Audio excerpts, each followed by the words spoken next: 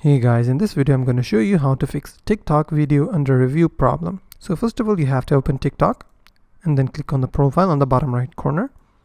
Click on the hamburger menu on the top right corner. And then click on settings and privacy. And then you have to scroll down just a bit until you see report a problem. Click here. Click on feed and playback. Click on feed. Select other. Select no. Select need more help.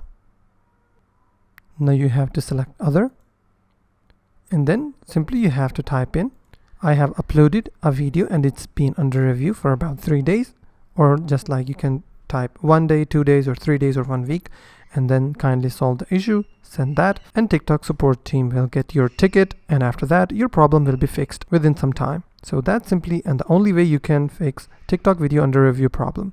If you found this video helpful, please hit the like button and don't forget to subscribe.